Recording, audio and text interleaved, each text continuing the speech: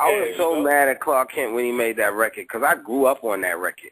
I grew up on that Ohio Plays Ecstasy, and I was like, I looked at Clark, I said, yo, I was supposed to be the first person to sample that record. Word, damn, kid. Yeah, that was a classic, you know. That's a classic right there, son.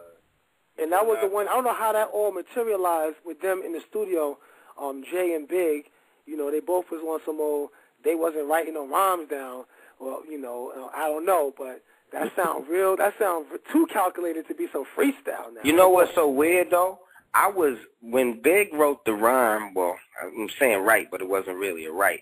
But when he came up with the rhyme for the Players Anthem, he did it in my studio, right? So they in the studio. It's 4 of us in the studio. It's me, Big, and C's. Me and in the studio. In the if anybody ever been in my studio, control room, sound room is all in the same place. And then they out in the lobby, Big and C's, and they talking to some chick on the phone or whatever. And, you know, I'm getting a little beat together and all of that, just ready, setting the mic up and all of that. So then Big look at me and he said, I'm ready. I'm like, ready for what? You know what I'm saying? Because I'm trying to figure out, you ready, but you know what I'm saying? I'm like, you want me to get the little thing out for you to put your pad up or whatever? Right. And then looked at me and said, yo, D, he don't write. Whoa. And I said, he don't write? What do you mean he don't write? Wow. He said he don't write. I'm like, yeah, whatever, man, whatever. This boy goes in there, and that was the first time I saw him do it. Then when we did the Mary record, he did it again. But he goes in there and just kills it. Like he was, and now I recognize after all of that, you know, hindsight being 20/20, that the whole time he was sitting there at my desk, he was really thinking of his rhyme. Wow. And he just went in there and just did it. Whoa. And I seen Jay do the same thing. Because Jay made a record for me, too. Jay made that Shy record for me, that I don't want to be alone. I love that song. We did that in Marley Marl's studio. Jay did the same thing. It's all right. He could come here for real. You all right? Yeah, he did the same thing. He went in there. He said, what you want me to do? I said 2 verses. He went in there. He knocked the 2 verses out in almost no time. And then me and Hank got greedy and said, yo, can you give us one more? And he actually went in there and gave us the 3rd verse. You know what, Daddy-O, that to me, that's incredible. If you consider the way that these raps was coming out, you know, especially for Big and Jay, right. that almost is mythological that these dudes could freestyle like that. Yeah, it's ridiculous, man. I mean, I don't know nothing about it. I started rapping in 79, but I ain't never rapped no rhyme off the top of my head ever. Now, I always big up my man Super Nat when it comes to that freestyling. Oh, yeah. I mean, them dudes, they got it. But I always thought it was a certain breed of guys that did it, and I never thought that a guy who did that could actually, and, you know, this is my bad, but I never thought that a guy that did that could actually be commercially accepted. Right. Like I didn't never think, but they think so deep. They go so deep with it. I'm like, I don't know what that is. I guess it's the same equivalent. This is how I see it. Mentally, it must be the same equivalent of a person with a photographic memory. Woo! And you combine that with the Dutch master, then you gotta. Yeah, right. That's amazing. That's almost like what they would call a savant, some type of. That's exactly what that is, though. That's exactly what it is. You got the right word, bro. You know, I freestyle. And I know sometimes when you freestyle, sometimes you could, one thing I always respected about a guy like, say, like a Nat, a Big, you can sometimes lose the freestyle. Sometimes the freestyle could take control of you. And you go, you done over there somewhere with it. To be that precise with the rap like that, I wish I could do it, man. I wish I could do it. But I just don't, I don't even know what that is, man. What you just said right there, that puts him up on the list.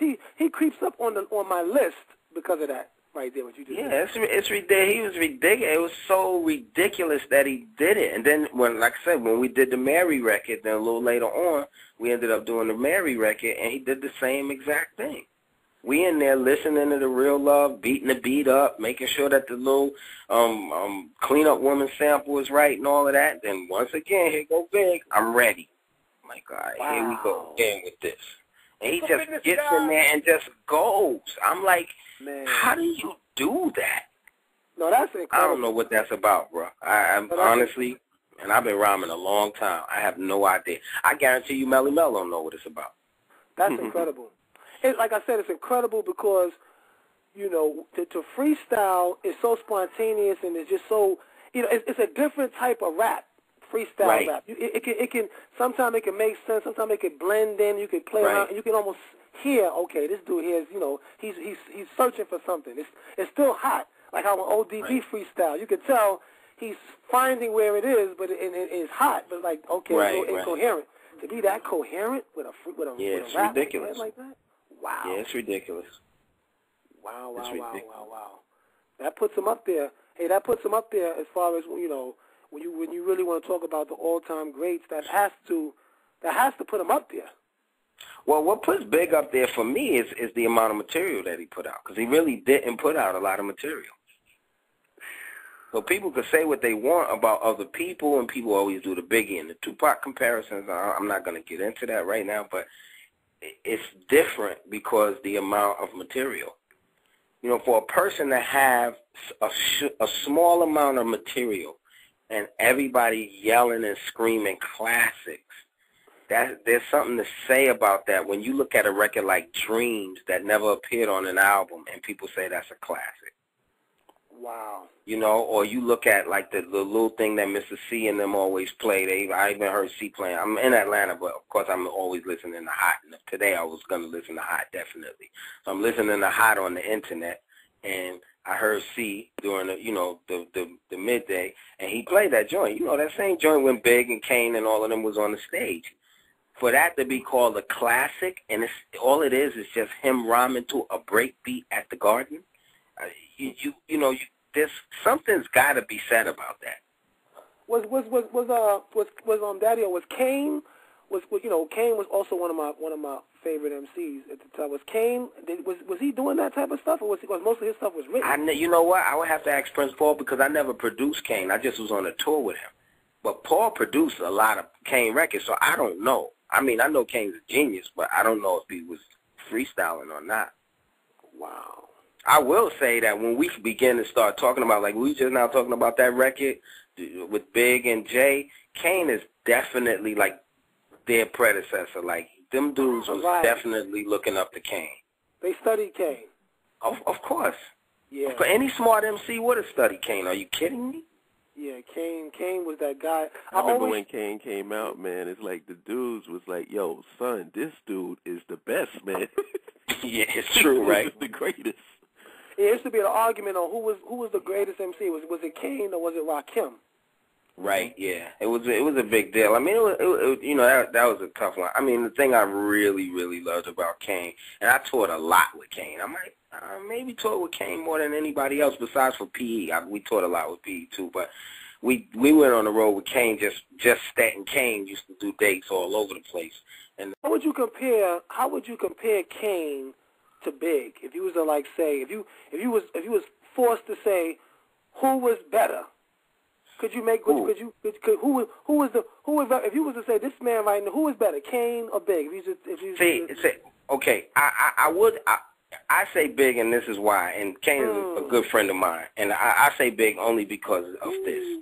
There was some genius to this guy that had nothing to do with anything else the rest of us was doing. I really believe that this boy did it more effortlessly than anybody I've ever seen on the planet Earth. Wow. And that's a difference because I've been around Kane, and we worked hard to get what we got. Big, it's not like there was no opposition to hip-hop at that time because there was still a whole bunch of opposition to hip-hop by the time Big came out.